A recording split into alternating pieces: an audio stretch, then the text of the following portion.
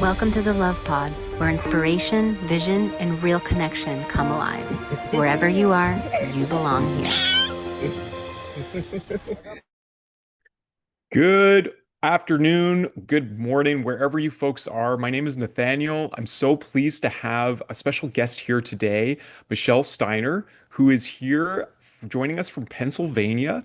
Welcome to the Love Pod, Michelle. We're so thrilled to have you, realizing that you have overcome some great adversity and you have an important message for a lot of folks to hear. So I understand that you were diagnosed with a learning disability early on, and you overcame some pretty awesome odds in, achieved very well in your academic success, as well as you're published all over the place. It's really impressive reading your bio. So I'd love to introduce you to, or ask you to introduce yourself to our community here, and really let us know what your journey has been and why are you doing what you're doing.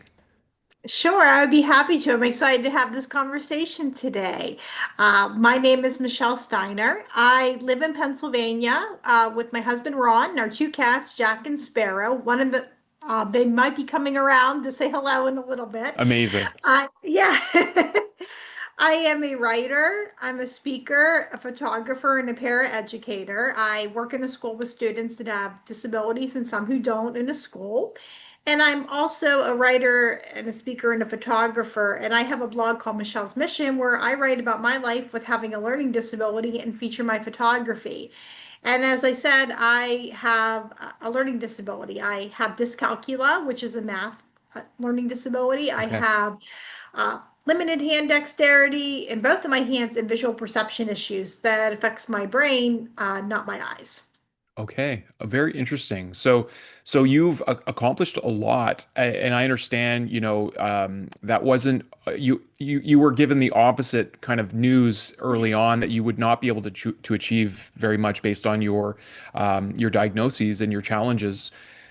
How how has that been fuel for you, and how has your journey been kind of in a system that I love that you're teaching special needs. I worked with a large home, so I've done some Mhm. live-in work with people with special needs, and like obviously you have a big why, and you're bringing to mind a book that I read years ago called "Happiness is a Choice" by Barry Neil Kaufman, I believe, is the author, Mhm. and he talked about having an extremely autistic son and being told similarly, like their son would never achieve anything, and they just totally gave up their life and went and fully immersed themselves in his world. And he ended up becoming not only a star academic, a star athlete as well. So I'd love to hear more about that journey that's led you to now you're contributing, you're helping other children with special needs, and yeah, let us know about your journey. Sure. My journey began whenever I was very young. I was in kindergarten and I was diagnosed with having a learning disability. But I was really fortunate because during that time, not a lot of people knew much about learning Mm, disabilities. And my teacher noticed in the classroom I was really having trouble with writing my name, tying my shoes, counting. Dot to dot pages were hard. Anything that involved math, I was really struggling with. And she suggested to my parents that I get tested for having a learning disability. mm, And sure enough, I do indeed have one. And at that time, they didn't even give a specific diagnosis. Like they didn't call it dyscalculia. They just called it learning disability. That was just a blanket term. But the school psychologist knew at that age I was not going to be a mathematician by the time I was 5 or 6. We understood that. And that really set a journey for me in my life that was unexpected for my parents and mm, certainly unexpected for myself at that age. I had to repeat kindergarten and I started going to school in a different school in our district, repeating the grade, and I began specialty instruction in all areas, and I had accommodations to be able to help me learn. Now, it was really tough for me at that age. All I wanted to do was learn like my peers were learning, make my parents proud, even though they always mm, were, and make friends. And both of those things were just really hard for me. I went to a very small conservative school district where everybody knew each other. mm, And if you were one of them, I mean, you were a part of all of that. It was close knit. But if you weren't, life was not always easy. And it was pretty clear from the start I wasn't one of them. When I was mm, in the regular ed classroom, my peers could see that I was struggling to learn, even in those classes that I could do, such as science and social studies. And they also saw that I went to learning support to take a test or to have the accommodation of extra test time. And they also knew that I went there for classes that I couldn't cope with in being in regular ed, such as math. And I got labeled the outcast in there. Mhm. And then when I was in learning support, a lot of my peers struggle more with reading, and some of them had behavior issues and sadly some trauma backgrounds. So they didn't regard me as being very smart. And I wondered how I fit into this puzzle because I struggled more with math and I was fine with the reading. And when I was young, it was just, oh, you're not invited to my birthday party, or you're not my friend.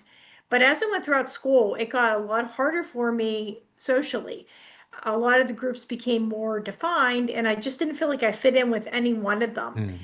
And I realized I wasn't going to have much of a connection with my peers. So I started hanging out with, I found a group right outside of my school district that was an arts group. And I found other peers that didn't go to my school Mm. and they had the same interest. And I started to have acceptance. After I stopped hanging out with them, I found a writing group for adults as an older teenager. And these people got to see me grow as a writer and a person. And they encouraged me to write about like having a disability. And I was like, oh, I'm not ready for that yet. And so I wrote some really bad poetry and some other things I wouldn't want to share today. And what's really amazing about that group is 30 some years later, we still meet once a month to talk about our writing and we're in each other's lives. Wow. So that has been a real inspiration and definitely just such that key community that I really needed that I was so blessed to find. Academically, school got a lot easier for me. I was in all regular ed classes except for math and a resource room by the time I was in high school. And I made honor roll and I was really doing well in school. And excuse me, what the next thing we were trying to figure out was, well, what am I going to do after I'm done with high school? I knew I wanted to go to college. I knew I wanted to work with students that had disabilities, but I didn't quite know how that was going to happen. I knew it was going to be hard, and I wasn't alone in those fears. I Mm. had a learning support teacher who said, I don't think you can handle college because of your math, and she suggested a trade school. And looking back on some of those things, number one, nothing interested me there. Number two, some of those would be really hard with me with having a disability. Mm. If I'm not able to drive, so doing protective services wouldn't be a wise choice. I wouldn't be able to drive a police car. I know that I certainly could not cut or style somebody's hair, and there's math involved with cooking, so I knew that those just were not some wise choices for me. So I decided I'm going to go on to college. And before I got to college, I had to be evaluated for having a learning disability all over again. Mm. And the psychiatrist who evaluated me said, you're most likely not going to go beyond community college because your scores are so low. And I faced even more stigma at college. I had a professor who told me I was going to have limited job choices. I had faculty and staff that thought that disability accommodations were cheating. I can Mm. remember asking for a calculator, and they told me, well, we use our brains in this class, not calculators. And it was a really hard journey for me. And I struggled a lot academically. And I was able, though, to graduate with an associate's degree in early childhood education. After college, I moved out on my own. I was really enjoying my life. I loved living in a central location because I'm not able to drive. I was working some temp jobs and in childcare and some other places, and I loved having that independence. But be careful what you wish for because it just might come true. I always wanted more for myself.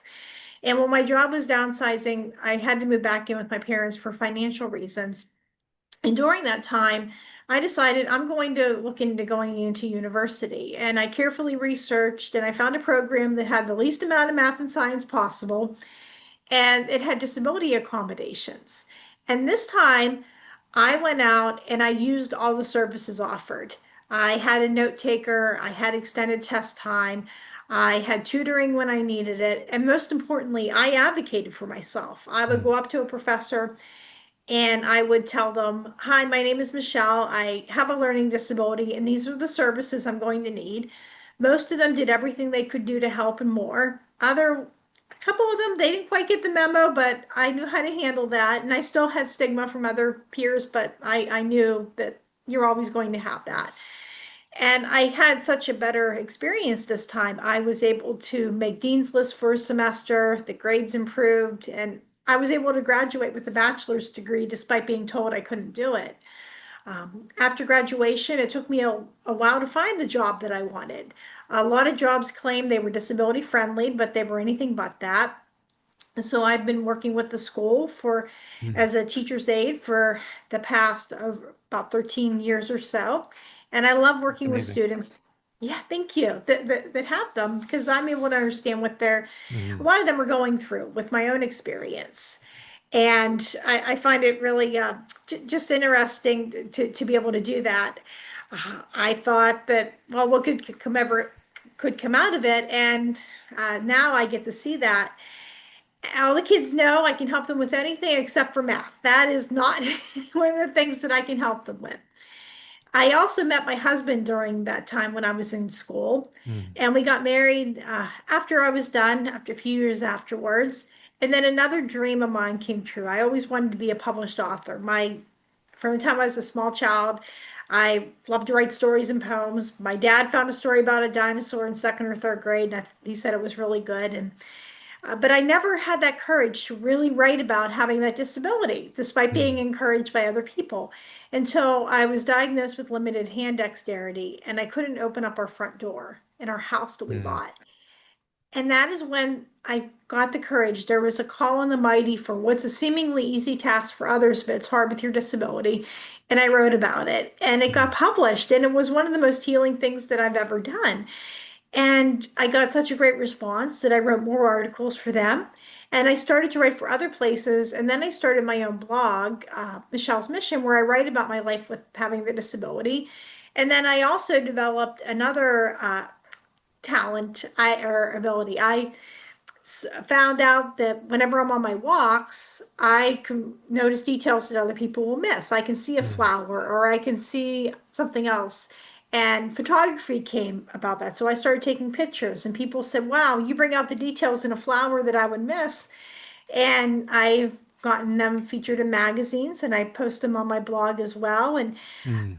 rather than being sad that I don't have a ride somewhere, I get that chance to take that picture of that flower and stop and smell the roses. And if I was driving, that's something that I would miss. And one of the things I really try to emphasize on my blog is that there's so much beauty in having a disability. And it wasn't until that I started seeing all those things that I realized that while there's definitely difficulty, there's so much beauty in that journey. And I just think if I didn't experience this, there's so much in my life and so many good things that I would miss. Truly amazing, and I really, the symbology behind you with the butterfly wings is so fitting for the transformations Thank you've you. been through, and it's really inspiring, Michelle.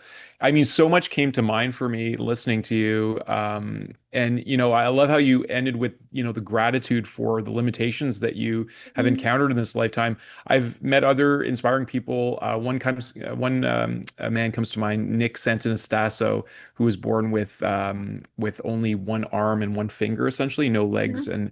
and Wow. he shares a lot um, about his journey, his challenges. But he tells people, your greatest limitations are your emotional weaknesses, because he talks about your Mhm. mindset and emotions. And I think it's so inspiring that you have, taken your journey and now are not only uplifting other children, but you're inspiring other people to pay attention to those details that maybe they're not recognizing, like, Mhm. being able to have a front door, being able to have a door at all, being able to do things that, we often take for granted. A lot on our show, we talk about how Mhm. we normalize miracles and getting back to, like, I mean, we're all born from a seed and an egg, and we're trillions of Yes. cells walking Mhm. around, and we pretend like all of this is normal. And yet, we really the miraculous is around us all the time. So I love that you describe, your journey to finding your talents, and I'm sure you have more that you're going to uncover as you go on your journey as well. Yeah, I think it's really beautiful. So you're also a public speaker. You didn't talk a lot Mhm. about that. So what is your message that you're carrying forth when you do a lot of this activity? Because obviously you're doing your service work with the students. I mean, 13 Mhm. years, you must love that. I think that's amazing, and I think it's so amazing that they have you because you're a wonderful presence. I could tell being around you, like you're an uplifting energy, and I that's really needed, especially in the Mhm. institutions of education. So thank you for that. And how are you taking that inspiration and now inspiring like a larger audience? One of the things I love to do, and is behind my blog, is to encourage, empower, and educate people with and without disabilities. I think there's a lot of people that have disabilities that do need that encouragement. They need that encouragement when things are tough, and when maybe people are telling them you can't do something, that you can do things.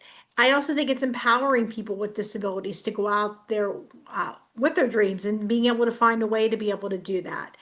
And I also think education is important both for with people with and without disabilities. A lot, especially with learning disabilities, a lot of people do not understand what learning disabilities are, and there's a lot of misconceptions about that. So I try to cover a lot of the misconceptions, and I also try to provide analogies for the people with and without them can understand. So I might talk about the transformation of accepting my disability is like a butterfly, because as you can tell in the background, I love butterflies. That is my thing. So I might go through the different steps of that. Mm, Or I also love flowers. And I might talk about how the process of accepting my disability has been like a flower that's mm, unblooming, or the thorns of a rose of having one. So we talk about the disability. We use some easy to follow nature analogies or metaphors with that as well. So we can really be out there to just explain that and to be able to share that. And I love to be able to help connect other people to resources and supports, and just to be an encouragement to others uh, that I was able to overcome that, and other people can do that in their life as well. that's amazing. And so I got to ask, like in the journey, I feel like we've been through accelerated times of change. And I know in the workforce, I was in public education for a while as well at the college level, and there was definitely a focus on creating more accessibility for different kinds of disabilities, whether they're mobility, uh, or mentally the mental capacity of people, like just having more awareness. Mhm. And I also worked for quite a while with seniors, and I had like a very diverse group of everyone from like, dementia to deafness, blindness, Right. traumatic survivors of residential schools, like Hmm. and so like it was a lot for me to wrap my head around how do I accommodate like such a large group, Hmm. also diverse cultures in the group. Like there was a lot to Hmm. think. So have you noticed a trend, a change for more accommodations, more inclusivity when people are thinking um, about organizing, whether it's, education or different workplace environments or public spaces for accommodations? How have you noticed the biggest changes? I think some of the biggest changes that I've seen is definitely an increase in transition services from whenever I was in school. Yeah. Now we have students that we're really talking to them when they are, I believe, depends on the state that you're in, but by the time they're 13, eh, I believe in PA, that's when we start talking to kids. Well, what do you want to do after you're done with school when you have a disability? And we're talking about those resources that are out Okay. there, because a lot of children don't understand what resources are out there, and their parents maybe aren't aware of that. So we really want to get that ball rolling to Mm, saying, okay, I want to go to college or I want to go to trade school. Well, let's look into programs that offer these accommodations. I also think too that a lot of employers are realizing that people with disabilities are going to be coming in, and I think it's working with situations like that too, that mhm. we have an understanding of how to do that. Yeah. I also know, like with colleges, they are definitely with having accommodations. That's something that has increased. Even some of the private colleges might have that. Now you'll have to pay, but at least they're offering a lot of those services. And I've seen that expanded from just maybe a student that comes in that has a learning disability or ADHD or might be blind or might be deaf. We now have programs for students that have intellectual disabilities on certain universities where students can audit classes, Okay. and eventually if they're able to and they wish to proceed further, they can go on and get a college degree. And that wasn't something that was there whenever I was That's in amazing. college. So I think that we've have that understanding. The only thing that I can see is there's still that need for customized services. I Mhm. still think sometimes we want to put that rubber stamp on a person when they're either in trying to find jobs for them or in schools and with accommodations, and it just doesn't work that way. So I think that that's the greater need, but we've definitely come a long way than we had from years past. Yeah, I love your answer. And it reminds me of what you said about that power of community because you weren't fitting Hmm. into certain groups. And when you found the writing group that you're still with, which I think is so amazing, Hmm. we all need this community. And like Yep. community is a lot different from, going through these institutions where you're basically, tested and kind of moved Hmm. along. What our aim is really get back to the root etymology of education as an association to really help build conscious bridges between communities, and looking Right. at, education is about bringing out what is within. And my background has been more in indigenous wellness as well as, Hmm. my own unique spiritual journey and trying to Hmm. synthesize these elements to look Right. at how can we have a society that is much more um, pragmatic and also embracing of we have so many unique qualities.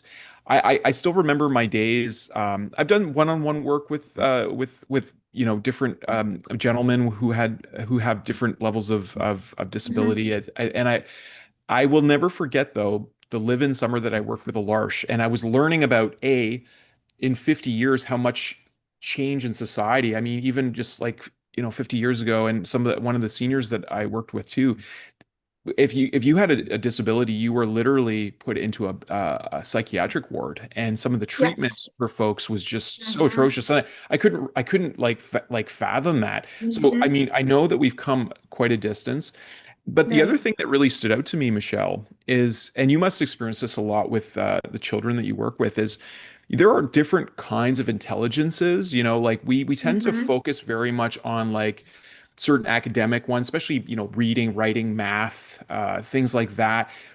But it really occurred to my heart and my mind, like we don't always live in a very, for lack of a better term, healthy or honest society. We tend to wear a lot of masks, and we tend Right. to like look for band-aids for symptoms, like I'm low energy, so I'll just eat sugar, or I'm, Right. not feeling well, so I'll just pop a Tylenol.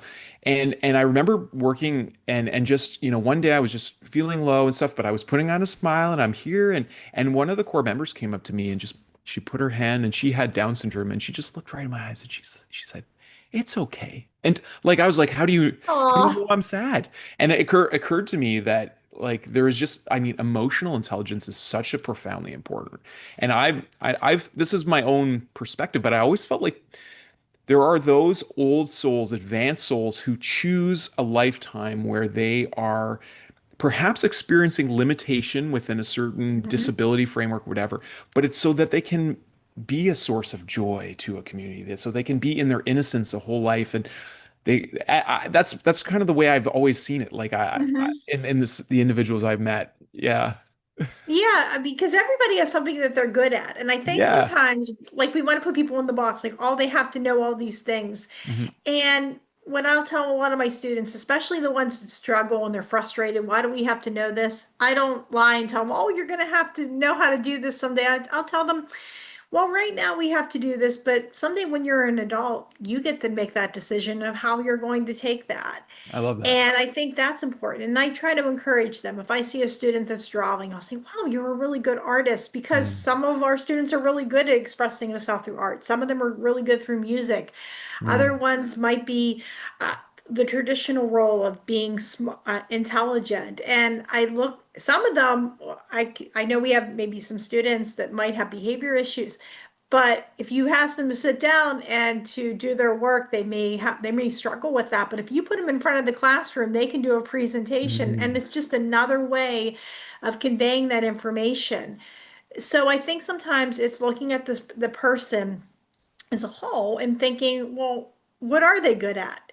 And Yeah. how can I bring that out? And I think sometimes that is really the key. And I really try to get each of them to be an advocate for themselves, even at Mhm. this young age. I work with seventh graders. And if sometimes I'll have a kid that will come in and they'll be like, oh, I'm really struggling with this. And I'll say, okay, well, let's go up to the teacher and ask for help. But no, no, I'm afraid. And I'll say, Mhm. well, I'll go with you, but you need to speak up about that Mhm. because someday I know all my students are going to end up leaving me and hopefully they achieve every dream. But for a lot of them, their disabilities are going to be there. Yeah. And it's important we teach those skills now. And sometimes I'll have that scared kid and well, they'll go up and they'll ask for help. And before you know it, they're not afraid to raise their hand. They're not afraid to ask for help because they know that they can do it. That's amazing. And Michelle, we you never know the difference that one individual can make on someone's journey. You Hmm. remind me of some of the teachers that I did have who I Hmm. said really, helped propel me. I didn't realize until later that I definitely struggle with a certain level of Hmm. ADHD. And I I really struggled academically at a young age, and then I became so hyper focused that I would not allow it Hmm. to be ever in a position of failure to the degree like I was just stressed out all the time, especially in high school. And I just really appreciate the Hmm. service that you have. Because it's your Hmm. presence, I can tell, and how you are with each individual that you're with makes a big difference. It's literally can alter the whole course, the trajectory of a lifetime. Having someone like you who really cares and sees someone while they're going through their academic and their journey as a whole. I love how you put it in Right. that phrase. It's so important. So thank you for being that, and I love that you've also taken that and are inspiring an audience now through your writing, through your Hmm. speaking. It's so important, that the voices, I feel like that's one of the commonalities that we all need as human beings is we all need to be Hmm. seen and we all need to be heard. And there isn't always the space to do that, especially for the quieter ones who are afraid to go and talk to the teacher and to let their needs be known. So that's amazing. I appreciate you saying and doing all those things that you do. So what's next for you? Like, what is your vision, Michelle, and where do you see yourself growing into? I would love to expand my blog. Definitely wanted to be able to do that. And I would also like to eventually to be able to write a book about my life with having a Beautiful. disability. I just got to get that encouragement with that too. And I would love to do more things with public policy and to be able to help other people that have disabilities too through that. Oh, that's really beautiful that you want to contribute on an even bigger scale Mhm. and look at Mhm. policy. Well, I certainly encourage you to write your book. I Mhm. mean, I think I mean, you clearly have a writing history behind you, and if it's the encouragement you need, I do invite you to join our school community. It's a free community, and if you want to come share your voice on in that platform, we don't have any. We invite all of our podcast guests to come on and share their voice. And you're the first to come on as an advocate for people with disabilities. So I'd love to hear your perspectives. And I'm going to look up your more of your writing and get in touch with that because I feel like, you know, what's the saying? Like the pen is mightier than the sword, and writing Yes. and speaking is such, foundational ways that we learn as a whole society. We grow together by sharing our voices, and it does take courage to put our words to a pen and to share them. It takes courage to get on a stage, and so Hmm. consider me a brother who is cheering you on and saying, "Keep Okay. going." Okay, I'd Awesome. love I would to. love that. Yeah, and you're Yeah, and I would you love that. sounds great. And when you're ready to share that book, I want you to share it in our community too, because we all need to create a. You know what? It's funny. we just finished a gratitude tune-up, I called it, because everyone's doing Mhm. challenges all the time. Like we don't need Right. to create more challenges. Let's find more alignments, and like you're Yes. looking for the flowers and the details. Let's look for the beauty that already is. We don't need to make life harder. Exactly. Agreed. Yeah. Well, so what is your favorite way of writing? Since you do have challenge with your dexterity, and do you like to type, or like, I'm curious. Well, I do still do sometimes ideas in a journal. I don't know, I cannot read my handwriting, but I will sometimes be able to write, be able to just get some ideas out that I Okay. want to do. But I do like to type. That is one way that I do Okay. that. And I also will also sometimes I will even if typing gets to be somewhat of a challenge, I can even do like the voice dictation, which makes that helpful too. Yeah. But I still start out in a journal. I sketch out ideas. Mm. Thankfully, no one has ever asked for a rough draft that's been handwritten because an editor could not read that. But I mean that is there's a lot of different ways out there to be able to get your words. Yeah, well, and especially in this age of advanced Mhm. technological Yeah. emergence in different ways. You know, it's funny. I didn't have a computer until I think I was in grade 10. So I'd write Hmm. all my essays by hand. So I just got good at writing cursive, Yeah. and but I think to me it's inspiring um that you still write by hand, even though you have a hard time reading it. It's still Hmm. that physical process of Right. it's is actually a physical manifestation when we Yeah. write, thoughts and bring them out. Hmm.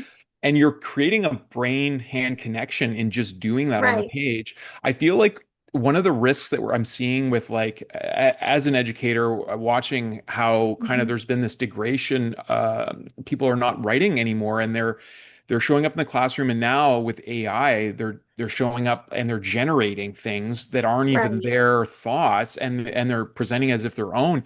And I always felt like AI could be a super powerful tool as like an editor, help Right. organize thoughts, help give perspective on written text. Like, am I getting the message, across? Hmm. It's great for asking questions and deepening, but it's not meant to replace us. So I find the fact that you still write by hand and then type yourself and then use like I use talk to text as well, but I do all three things that you do as well. And I think it's important that that process, there's like a creative process, because we're an embodiment of a unique purpose. You have a unique purpose in the Yeah. world. Exactly. I think it's important that we use all those areas. We do need to teach handwriting. Kids do need to know how to sign their name. We do need to know how to be able to print things. But what I also think they need to learn how to type and to do other stuff as well. Because I can remember going through school and getting those W for weakness and looking at it as a character flaw when Mm, it really wasn't. However, when I learned how to type, that was the game changer because okay. people could read what I had. But still, I agree with you. You do need to do that because it is a cognitive thing with doing that and being able to understand that. I think, and then when you said with AI, yeah, definitely, it's not meant. It's a tool, but it should not be there to uh, replace thinking and coming up with those original thoughts as well. Yeah, yeah, it's so important.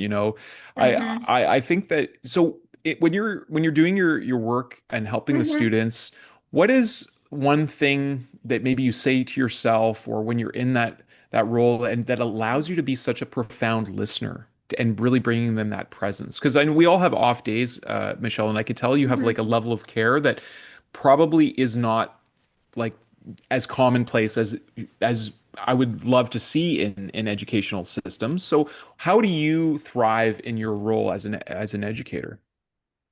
One of the key things is being in that communication where I'm going to be used in the best scenarios.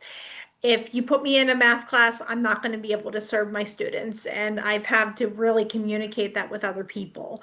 So I think that that is clear, advocating for myself, that I'm in a position where I'm not having to do that and speaking up for myself with that. Mm, But I also have to, when I work with my students, I have to remember too that this is their story and this is their experience. So sometimes I can offer advice, I can offer help, but mhm. there's that I have to sometimes take a step back and tell myself, okay, take that step back, give them that space to be able to make those mistakes, but also to find a way with that and just be that encouragement. Sometimes the best thing I can do, even especially if the student's doing math or something that I can't help out with, is just sitting back and just sitting with them and observing that space and just giving them that support that they need. And that has been a real big thing too. And it's just so amazing to watch them. And I remember there was a student, speaking of AI, I was helping another one with trying to find information for a report. And I helped this other student out, and it was working good. And so they sent another student over that needed some support. And this person goes, I can't find this without AI. And the student that I was working with goes, yes, you can. Here's how you do this. And the kid Wow. was still not convinced. So I told him, and I was going to go and tell him everything, but then I just told him, I said, when you're ready, let me know and I'll help Mm, you. And it took a few minutes, but then he goes, I'm ready. And it's mm. that backing off, sometimes giving that space and observing that and just being there for them. And then whenever they're ready, then I can come over and help. I love that philosophy. I feel like it's an important paradigm shift for a lot of not only educators, Hmm. but conscious parents too, because, Hmm. parents want their best for their children, but sometimes there's that, that smothering energy or that, helicopter Hmm. parenting, like, oh, oh, oh, and children need to, as they're learning to walk, they need to be able to fall on their butt and get back up on Hmm. themselves. You can't always pick them up. They need to be able to make their quote unquote mistakes because it Yep. develops their capacity and their discernment, like all these important soft skills that aren't always easy to measure and Yep. to teach. It's something that we have to have our own direct experience with. So I love that you are bringing that wisdom to your role, and I think too on an entrepreneurship level, and I think all like creatives Mhm. are, that you're a speaker, writer, and you have all this mission, right, to help people.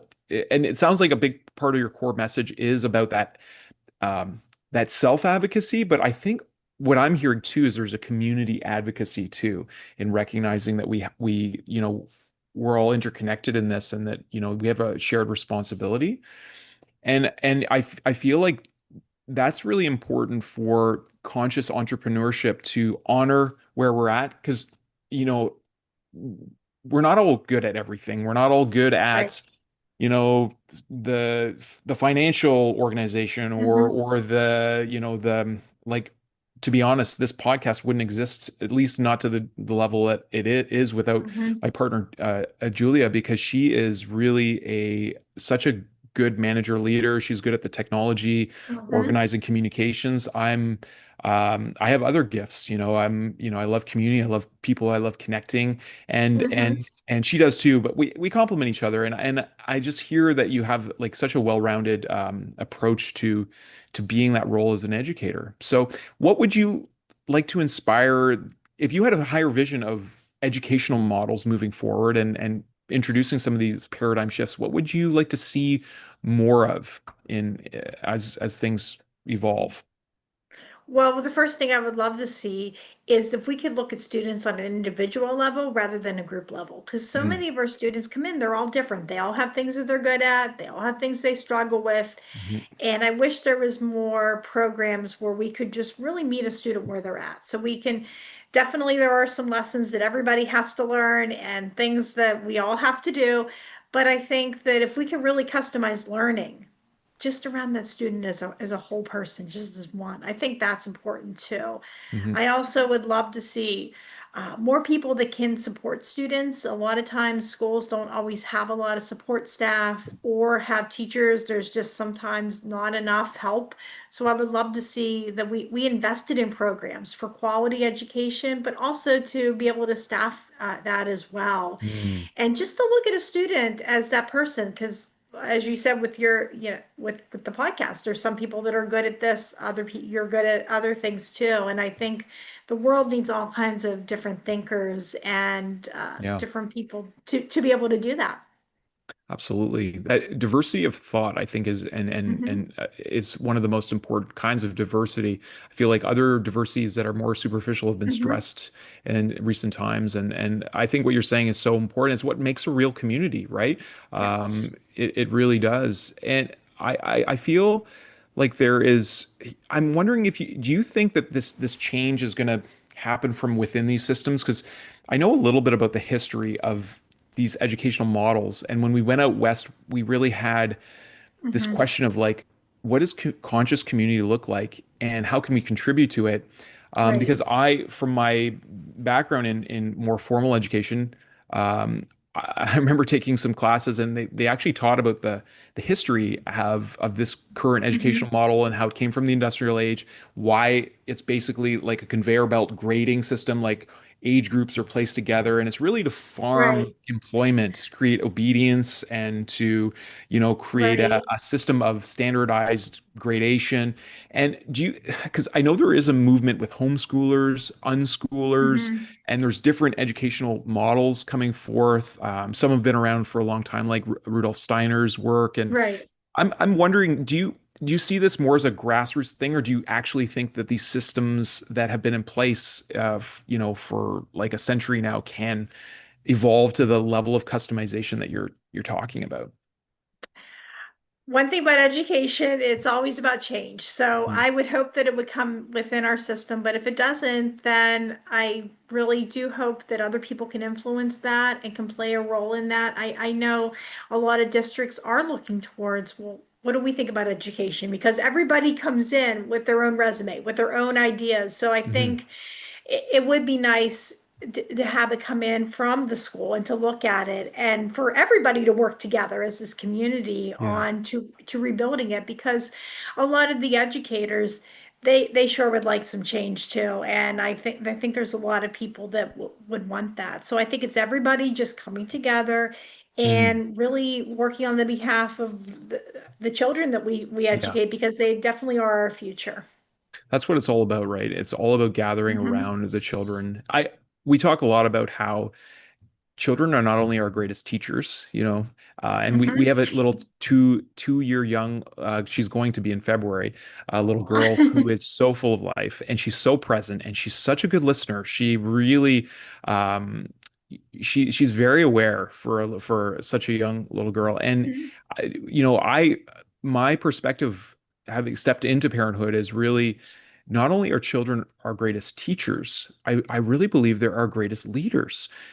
Hmm. When I look at children and how courageously they step into the world, learning Hmm. skills that they have no capacity, and they can't sit on an excuse like, I can't walk, it's too hard, or they just keep trying, they keep showing up, they have an open Yes. heart with their emotions, they're not hiding back the Hmm. tears. They only learn to do those, or are conditioned to do those things later, to suck it up and do all these things that, Yep. because their self-esteem is, been Right. maybe challenged. And yeah, I'm wondering, what do you, when you think of children, because you're around them so much, when I say that children are our greatest teachers and leaders, what comes to mind for you? One of the things I had this question at a job interview. So, what Okay. has been the greatest lesson you've learned with working with students? And I said, sometimes it's when you're working with them, it all becomes really clear. That's why we do what we do. Mm, And sometimes the students I work with, you might just wonder why you do all those things. And then you'll work with them, you're like, oh, that's why we do that. That's the way things are. And that is just sometimes the greatest thing too, because sometimes we forget, well, why do we have this rule? Or we have to think, why do we think that? And then I might have a student, and then that student will show that. Or sometimes we can see ourselves in a student too that might come up. I mean, that can be something where I can some of the students I work for that we have the exact same personalities might be my greatest challenge, and I can look at it and mm, say, "Oh, okay, yeah, that's a part of what I am, and I get to work on that as I work with them too." So I think they are our greatest teachers, and sometimes they give us to lead too mhm, in other ways that we would never imagine. mm. Yeah, yeah, that's so true. Yeah, I feel like there's a great thing to be said about seeing children as our spiritual partners. Like Hmm. we may have been on the planet longer, so to Yeah. speak, but recognizing that, on a level of beingness, they are our equals, and they're also we're also growing alongside of them. I think we can lose Yep. sight of that when we think of our parents and Hmm. that parent-child relationship. That's beautiful. I think of like, man, I've seen so much change in my Hmm. short lifetime. I've worked with seniors who literally grew up in the bush on the trap lines, Yep. and they saw, they're in their 80s, 90s now, and now the children that are coming in, they're coming into a world where, like AI we're talking about and blockchain and Hmm. XR technologies, all these things are just here. I can't even imagine, what the change they're gonna witness in lifetime. Maybe we'll be all Exactly. flying around next few We years we or just something. we just might be. You never know. And even with some, I just love too, even elderly people that have come through there because that was my grandparents and they have such great stories. Yes. And I think that there's so much wisdom that they can offer too. Yes. And everybody plays that part. And I love working with that. It's interesting you bring to mind. So when I really I felt guided to study Indigenous Hmm. wellness. There's a whole story that led up to me Okay. finding that path. And I remember it was my first time really being in circles and talking about Yeah. feelings and talking about perspectives. Hmm. And there was some talk around community centers and the way that communities were once organized, and still are in some Indigenous contexts. Like Hmm. children are in the center, surrounded by the grandparents, and there's that Hmm. role, and then the women and then the men, they all have different roles, Hmm. and there's of course always been the in-between people, but Right. um the that key relationship between the children and the grandparents. Not only did the grandparents get to live and share Hmm. their wisdom and their stories with the children, but they also got to relive their youthfulness, being around all the energy of the Yes. of the child, the laughter, the joy. And Mhm. in that conversation, I remember having these visions in that time of my life of seeing these community centers, Mhm. and really having some profound visions and seeing like those two groups having a place that are the doorways, and it Right. was inspired by the medicine wheel, like the where the elder sits and the youngest of us Yeah. in society sit, Mhm. they're closest to the spirit realm is what's taught, right? And I thought, what a beautiful society where those two age Mhm. groups would be reunited in a way. Yes. And Mhm. part of our mission is to help build and build bridges Mhm. between these conscious community centers. What would you like to see in a community center of that kind that is returned to a more natural and harmonious place, especially between children and grand and seniors? I definitely love that idea of having children with seniors and everybody in those walks of life because I think there's so much of that wisdom. And I think a lot of times children need to hear different things. I can remember whenever I was in school, we had a substitute teacher that he was in, I believe, World War II. And he would come in and tell amazing stories, especially when it was a history class. And everyone loved his stories. And he just was so Mm. good. Everybody loved whenever he came to our class and just hearing that. And I can remember he came to an English class and our teacher came in towards the end and he was ready to give it back to her at that point. And she goes, no, just keep on going and talking Beautiful. about this. And there was just so much wisdom. And when Mm. I look at some centers, and I can see that intergenerational care. I think that that is so key. I Mm. sometimes there might be a child care center with Mm. very young children, but then there'll be a senior center, and sometimes the kids will go in Mm. and get to visit them, and that brings definitely some community with that and some wisdom, and then that brings joy Yeah. to people that are older too, and they get that caregiving role. So I think that I would love to see more of that. I love volunteering also in the senior center whenever I was in high school, and I love going in and spending time with a lot of the seniors or the veterans in the hospital. And I love doing that from that very time when I had children that were very people that were very young, and also working with people who were older. And I just remember my grandparents, my grandma, she goes, all my friends love you whenever I would go and hang out with them. So yeah, I just think they both weaving that together, that there's so much that the seniors can teach the younger ones, but also the Yeah. younger ones can teach them as too. I definitely think that they both play such a vital role. Yeah, I hear you, and I can see why the seniors would have loved having you around. You have a very warm and embracing presence, Thank you. Michelle. So I really think that you're a gift in all the places that you serve, and I'm grateful that you didn't listen to those dissenting voices that tried to limit you from a young age. This is one of the things that I believe r that really affects us is our beliefs in life. So thanks for not taking on Mhm, those beliefs and taking it more as a growth opportunity, mhm.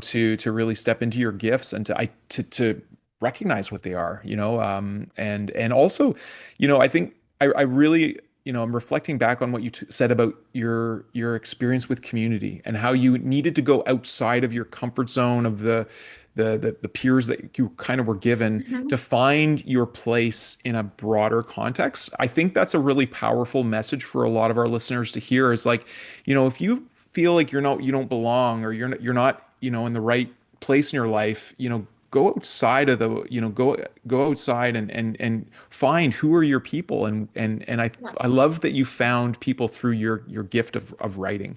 I think it's a really profound thing. Um, I love to ask people who are inspiring to me, what if you could have a megaphone and talk to the whole world all at once, and everyone could listen to you, what would you say to everyone, Michelle? I would tell people that success doesn't always come in the package that we expect. Sometimes it comes in something even better. Hmm. And to encourage people to know what they want and to be able to have that courage to be able to go out and find a way to do it. I love that. And I love how you didn't even have to think about it. You just knew the answer right away. Because to me, it's so reminiscent of the symbol behind you. Butterfly is really meaningful to me as well. To me, I see it as the transformation of from a place of true spiritual enlightenment. And what you just said reminded me that this idea of sex, we have ideas of how success is supposed to come into our life. But Hmm. if you think of the caterpillar and in its transformation through the chrysalis and the butterfly, its perspective of reality is such a transcendent one. Once it's gone through that metamorphosis, it would never want the success of having a really good leaf to eat when, Yep. from a caterpillar's perspective, it doesn't even know about like soaring on the wind and seeing all the colors and the flowers and just it's a totally different experience of reality, right? Exactly. They don't understand. I had the pleasure of seeing that transformation right in front of my own eyes. My husband uh, brought some flowers in from the garden, and on it was an egg. Oh, And it started to turn into, I just never thought about getting, I thought it was a speck of dirt, so I just never really got around to clearing it off. And then before I knew it, it was transformed into this worm or that, yeah, and then it started to go into a caterpillar. And I was like, oh, this isn't a worm. This is going to be a butterfly. And then I got to watch it spin its chrysalis and it came out like with the green and then the gold around it, and then it hatched into a monarch butterfly. Yeah, and I got that chance to let it go, and then we've gotten butterfly kits in the past, and I just always love the transformation that they come in from this little thing and they go through all these different transformations. And I just think of how I transformed, and that caterpillar doesn't know. I mean, it would never want to go back to just being on a leaf. It would want to go forward and expand its wings for that. And another thing with that, then they leave seeds after mm, they're grown, and then there's more caterpillars that get a chance to grow into butterflies. And I think about that in my life, mm. that I started out just the same way, that little tiny egg, and then went from that caterpillar to a butterfly. And now I get that chance to um, encourage other ones to go through that transformation as well. Well, you've really given me a gift, Michelle. I didn't really tell you, but I'm a bit of a writer myself, not as published Awesome. as you and other blogs. And I had this inspiration. You talk about monarch butterflies. I've always known my granny has been one of my spirit guides, and whenever I see a monarch, which is pretty rare where we live, I always feel her presence there. And I was inspired. to write a series. It's a transformational children's book that goes from Nice. a mirror memoir into a graphic novel into it evolves into Oh, a children's book, and it goes and like the children's book is interesting. the butterflies expression. Actually, you think it'd be opposite, but I think Yeah. moving into simplicity of being a butterfly is really the way. And anyways, you've inspired me to, especially what you said about leaving the seeds. I always thought from the seed up and then the butterfly, and that's kind of like where it ends. But now I'm thinking of the seeds that we're planting here. And I really do wholeheartedly believe that we can co-create an era of love and peace.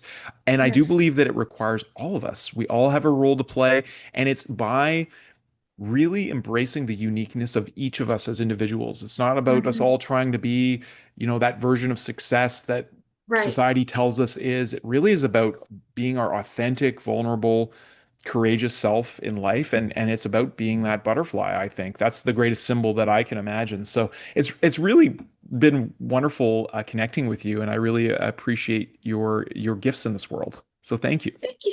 Thank you so much. I've really enjoyed this conversation. Yeah, me too. Let our guests know where people can find you, Michelle, and we'll certainly include that in our show notes as well.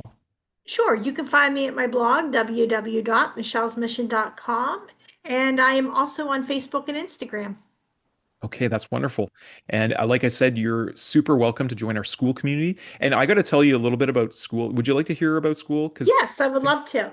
to me, I actually just got this for Christmas yesterday.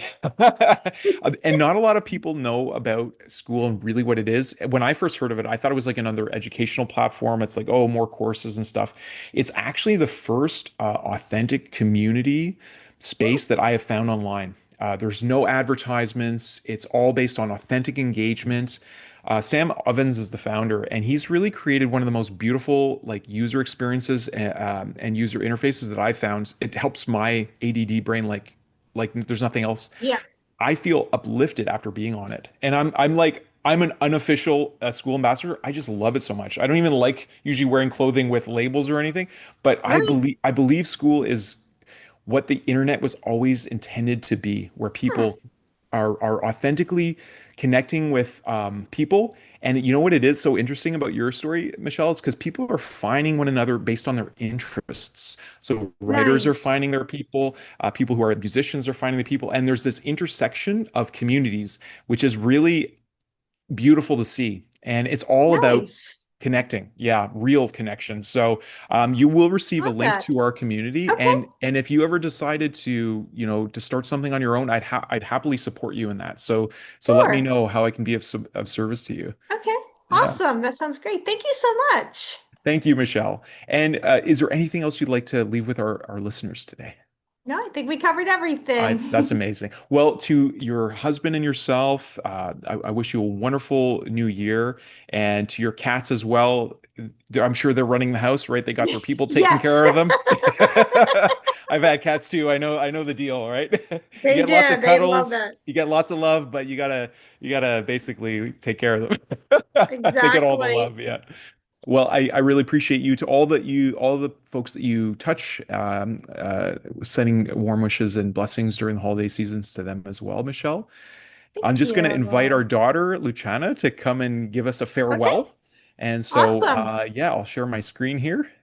And thank you so much for coming on, and to our guests who are listening, thank you so much for joining us. You also are welcome to join our school community, and we appreciate all of you. So have a beautiful rest of your day, and blessings for the holidays and the new year to come.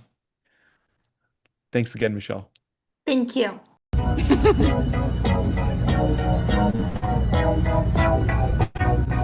The moon is right, the spirit's up. We're here tonight, and that's enough. Simply having a wonderful Christmas time. Simply having a wonderful Christmas time. The party's on, the feeling's here. We wish you a Have a new year. Have a new year. Happy New Year! Can you say Merry Christmas, everybody? Yeah. Say it. Happy New Year, Papa.